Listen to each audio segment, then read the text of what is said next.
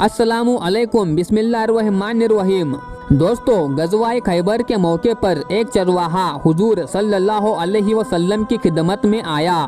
وہ یہودیوں کی بکریاں چراتا تھا۔ اس چرواہے نے جب دیکھا کہ خیبر سے باہر مسلمانوں کا لشکر پڑاؤ ڈالے ہوئے ہے، اس کے دل میں خیال آیا کہ میں جا کر ان سے ملاقات کروں گا اور دیکھوں کہ یہ مسلمان کیا کہتے ہیں اور کیا کرتے ہیں۔ چنانچہ بکریاں چراتا ہوا مسلمانوں کے لشکر میں پہنچا اور ان سے پوچھا کہ تمہارے سردار کہاں ہے؟ صحابہ کرام رضی اللہ تعالی عنہم نے بتایا کہ ہمارے سردار حضور صلی اللہ علیہ وسلم اس خیمے کے اندر ہے۔ پہلے تو چرواہے کو ان کی باتوں پر یقین ہی نہیں آیا۔ اس نے سوچا کہ اتنے بڑے سردار ایک معمولی خیمے کے اندر کیسے بیٹھ سکتے ہیں؟ اس کے ذہن میں یہ تھا کہ جب آپ اتنے بڑے بادشاہ ہیں تو بہت ہی شان و شوکت اور ٹھاٹ باٹ کے ساتھ رہتے ہوں گے، لیکن وہاں تو کھجور کے پتوں کی چٹائی سے بنا ہوا خیمہ تھا۔ پھر وہ اس خیمے کے اندر آپ صلی اللہ علیہ وسلم سے ملاقات کے لیے داخل ہوا اور آپ صلی اللہ علیہ وسلم سے ملاقات کی اور پوچھا کہ آپ کیا پیغام لے کر آئے ہیں اور کس بات کی دعوت دیتے ہیں۔ حضور اقدس صلی اللہ علیہ وسلم نے اس کے سامنے اسلام اور ایمان کی دعوت رکھی اور اسلام کا پیغام دیا۔ اس نے پوچھا کہ اگر میں اسلام کی دعوت قبول کر لوں تو میرا کیا انجام ہوگا اور کیا رتبہ ہوگا؟ حضور اکرم صلی اللہ علیہ وسلم نے فرمایا کہ اسلام لانے کے بعد تم ہمارے بھائی بن جاؤ گے اور ہم تمہیں گلے سے لگائیں گے۔ اس چرواہے نے کہا کہ آپ مجھ سے مذاق کر رہے ہیں۔ میں کہا اور آپ کہا، میں ایک معمولی سا چرواہا ہوں اور میں ایک سیاہ فام انسان ہوں، میرے بدن سے بدبو آ رہی ہے، ایسی حالت میں آپ مجھے کیسے گلے سے لگائیں گے؟ نبی کریم صلی اللہ علیہ وسلم نے فرمایا کہ ہم تمہیں ضرور گلے لگائیں گے اور تمہارے جسم کی سیاہی کو اللہ تبارک و تعالی تابانی سے بدل دیں گے اور حق تعالی تمہارے جسم سے اٹھنے والے بدبو کو خوشبو سے تبدیل کر دیں گے۔ یہ باتیں سن کر وہ فوراً مسلمان ہو گیا اور کلمہ شہادت پڑھ لیا۔ پھر حضور پاک صلی اللہ علیہ وسلم سے پوچھا کہ حضور اب میں کیا کروں؟ آپ صلی اللہ علیہ وسلم نے فرمایا کہ تم ایسے وقت پر ایمان لائے ہو کہ نہ تو اس وقت کسی نماز کا وقت ہے کہ تم سے نماز پڑھواؤں اور نہ ہی روزے کا زمانہ ہے کہ تم سے روزے رکھواؤں، زکوٰۃ تم پر فرض نہیں ہے، اس وقت تو صرف ایک ہی عبادت ہو رہی ہے جو تلوار کی چھاؤں میں انجام دی جاتی ہے، وہ ہے راہ خدا میں جہاد۔ اس چرواہے نے کہا حضور میں اس جہاد میں شامل ہو جاتا ہوں، لیکن جو شخص جہاد میں شامل ہوتا ہے اس کے لیے دو میں سے ایک صورت ہوتی ہے، یا غازی یا شہید۔ تو اگر میں اس جہاد میں شہید ہو جاؤں تو آپ صلی اللہ علیہ وسلم میری کوئی ضمانت لیجئے۔ حضور اکرم صلی اللہ علیہ وسلم نے فرمایا کہ میں اس بات کی ضمانت لیتا ہوں کہ اگر تم اس جہاد میں شہید ہو گئے تو حق تعالیٰ تمہیں جنت میں پہنچا دیں گے اور تمہارے جسم کی بدبو کو خوشبو میں تبدیل فرما دیں گے اور تمہارے چہرے کی سیاہی کو سفیدی میں تبدیل فرما دیں گے۔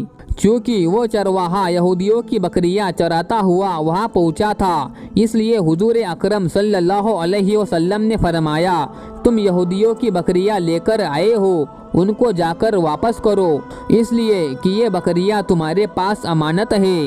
اس سے اندازہ لگایا جا سکتا ہے کہ جن لوگوں کے ساتھ جنگ ہو رہی ہے، جن کا محاصرہ کیا ہوا ہے، ان کا مال غنیمت ہے، لیکن چونکہ وہ چرواہا بکریاں معاہدے پر لے کر آیا تھا، اس لیے آپ صلی اللہ علیہ وسلم نے حکم دیا کہ پہلے وہ بکریاں واپس کر کے آئے، پھر آ کر جہاد میں شامل ہونا۔ چنانچہ اس چرواہے نے جا کر بکریاں واپس کر دی، آ کر جہاد میں شامل ہوا اور شہید ہو گیا۔ جب جنگ ختم ہو گئی تو حضور صلی اللہ علیہ وسلم لشکر کا جائزہ لینے لگے۔ ایک جگہ آپ صلی اللہ علیہ وسلم نے دیکھا کہ صحابہ کرام رضوان اللہ تعالی اجمعین کا مجمع اکٹھا ہے۔ آپ صلی اللہ علیہ وسلم قریب پہنچے تو ان سے پوچھا کہ کیا بات ہے؟ صحابہ کرام نے فرمایا جو لوگ جنگ میں شہید ہو گئے ہیں ان میں سے ایک آدمی ایسا بھی ہے جس کو ہم میں سے کوئی نہیں پہچانتا۔ آپ صلی اللہ علیہ وسلم نے فرمایا کہ مجھے دکھاؤ۔ جب آپ صلی اللہ علیہ وسلم نے دیکھا تو فرمایا کہ تم اس شخص کو نہیں پہچانتے مگر میں اس شخص کو پہچانتا ہوں، یہ چرواہا ہے اور یہ وہ عجیب و غریب بندہ ہے جس نے خدا کی راہ میں ایک بھی سجدہ نہیں کیا، اور میں اس بات کی گواہی دیتا ہوں کہ حق تعالیٰ نے سیدھا اس کو جنت الفردوس میں پہنچا دیا ہے، اور میری آنکھیں دیکھ رہی ہیں کہ ملائکہ اس کو غسل دے رہے ہیں اور اس کی سیاہی سفیدی میں تبدیل ہو گئی ہے اور اس کی بدبو خوشبو میں تبدیل ہو گئی ہے۔ پیارے دوستو، اندازہ کیجئے، دیکھیے اگر کچھ عرصہ پہلے اس چرواہے کی موت آ جاتی تو سیدھا جہنم میں چلا جاتا، اب اس حالت میں موت آئی کہ ایمان لا چکا ہے اور سرکار دو عالم صلی اللہ علیہ وسلم کا غلام بن چکا ہے، تو اب حق تعالیٰ نے اتنا بڑا انقلاب پیدا فرما دیا، اس لیے فرمایا کہ اعتبار خاتمے کا ہے، اس لیے بڑے بڑے لوگ لرزتے رہے اور یہ دعا کرتے رہے، خدایا ایمان پر خاتمہ عطا فرمائے۔ کس بات پر انسان ناز کرے، فخر کرے اور اترائے، اس لیے کہ کیا معلوم کہ کل کیا ہونے والا ہے، اس لیے فرمایا کہ کسی کو بھی حقیر مت سمجھو۔ جو شخص ہمیشہ موت کو یاد رکھے تو اس کا دل نرم رہتا ہے، اس کے اعمال اور احوال اچھے ہوتے ہیں، وہ گناہ کرنے کی جرت نہیں کرتا، فرائض کی ادائیگی میں کوتاہی نہیں برتتا اور نہ ہی دنیا کی رنگینیاں اسے دھوکے میں ڈالتی ہے، وہ ہمیشہ اپنے پروردگار سے ملنے کا شوق رکھتا ہے اور جنت میں جانے کی سوچتا رہتا ہے۔ لیکن جو شخص موت کو بھول جائے، دنیا میں مگن ہو، بدگمانیوں میں مبتلا ہو، خواہشات کا انبار ذہن میں ہو، تو ایسے شخص کے لیے موت سب سے بڑی نصیحت ہے۔ حضرت ابو ہریرہ رضی اللہ تعالی عنہ فرماتے ہیں کہ رسول اللہ صلی اللہ علیہ وسلم نے فرمایا، اے لوگو، لذتوں کو پاش پاش کر دینے والی موت کو کثرت سے یاد کیا کرو۔ اس حدیث کا مطلب یہ ہے کہ موت لذتوں کو ختم اور زائل کر دینے والی ہے۔ حضرت ابن ابی کعب رضی اللہ تعالی عنہ فرماتے ہیں کہ جب رات کی 1/3 گزر گئی تو نبی کریم صلی اللہ علیہ وسلم کھڑے ہوئے اور فرمانے لگے، لوگو اللہ کو یاد کرو، جب پہلا سور پھونک دیا جائے گا تو ساتھ ہی دوسرا بھی پھونک دیا جائے گا، موت کے ساتھ ہی تمام سختی شروع ہو جاتی ہے۔ اللہ رب العالمین کی وحدانیت کا اقرار، صرف ایک اللہ کی عبادت اور شرک سے بیزاری موت کی تیاری کے لیے از بس ضروری ہے۔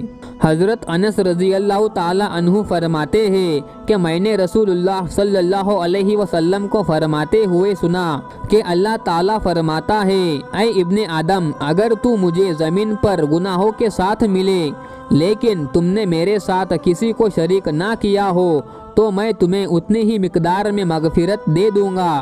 دوستو، موت کی تیاریوں کے لیے مخلوق کے حقوق ادا کرے، انہیں پامال مت کرے یا ان کی ادائیگی میں ٹال مٹول سے کام مت لے، کیونکہ شرک کے علاوہ کوئی بھی حقوق اللہ سے متعلق گناہ ہو تو اسے اللہ تعالیٰ معاف فرما دے گا، لیکن مخلوق کے حقوق اللہ تعالیٰ معاف نہیں فرمائے گا بلکہ ظالم سے مظلوم کا حق لے کر دے گا۔ موت کی تیاری کے لیے وصیت لکھ کر رکھے اور اس میں کسی قسم کی غلطی مت کرے۔ موت کی تیاری کچھ اس انداز میں ہو کہ کسی بھی وقت موت کے لیے انسان تیار رہے۔ حقیقی سعادت مندی اور سب سے بڑی کامیابی یہ ہے کہ انسان کا خاتمہ بالخیر ہو۔ حدیث میں ہے کہ اعمال کا دار و مدار ان کے خاتمے پر ہوتا ہے۔ حضرت معاذ رضی اللہ تعالی عنہ کہتے ہیں کہ رسول اللہ صلی اللہ علیہ وسلم نے فرمایا کہ جس شخص کی آخری بات لا الہ الا اللہ ہوئی وہ جنت میں داخل ہوگا۔ دوستو، اللہ تعالیٰ سے دعا ہے اللہ تبارک و تعالیٰ ہمیں موت کی تیاری کرنے اور ہر وقت خاتمے کی فکر کرنے کی توفیق عطا فرمائے، آمین ثم آمین۔ دوستو، امید کرتا ہوں آپ کو یہ ویڈیو پسند آئی ہوگی۔ ویڈیو پسند آئی ہو تو ویڈیو کو لائک اور اپنے دوستوں میں شیئر کریں اور ہمارے چینل کو سبسکرائب کرنا نہ بھولیں۔ ملتے ہیں پھر کسی نئی ویڈیو کے ساتھ۔ السلام علیکم، اللہ حافظ، شکریہ۔